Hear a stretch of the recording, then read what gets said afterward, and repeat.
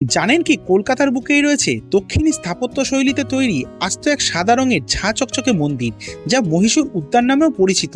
সালটা তখন 1894।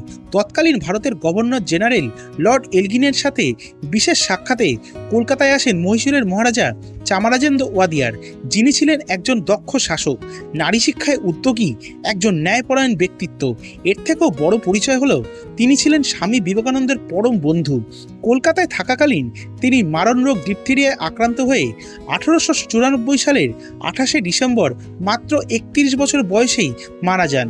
সেই সময় কেওড়াতলা শ্মশানের পাশে জমি কেনা হয় এবং তৈরি করা হয় রাজঘাট ওনাকে দাহ করার জন্য। তড়িঘড়ি ওই জায়গাকে ফুল ফল গাছ দিয়ে সাজানো হয় এবং গড়ে ওঠে একটি বিষ্ণু মন্দির। আগে রাজপরিবার এই মন্দির দেখাশোনা করলেও 80-র দশকে কলকাতা কর্পোরেশনের হাতে তুলে দেন। এখানে আসার সবথেকে সহজ উপায় কালীঘাট মেট্রো স্টেশনের 8 নম্বর গেট দিয়ে বেরিয়ে হেঁটে কিংবা 10 টাকা অটো ভাড়া দিয়ে মাত্র 5 মিনিটে পৌঁছে যান। চেতলা ব্রিজে ওঠার আগে কিছু দূর আসলেই বাঁদিকে গেলে ডান হাতেই দেখতে পাবেন মহীশূর উদ্যান। তাহলে দেরি না করে ছুটির দিন দেখে পরিবার নিয়ে ঘুরে আসুন। আর ভিডিওটা ভালো লাগলে চ্যানেলটা অবশ্যই লাইক শেয়ার সাবস্ক্রাইব করে পাশে থাকবেন এরকম শর্ট ভিডিও দেখার জন্য। ধন্যবাদ।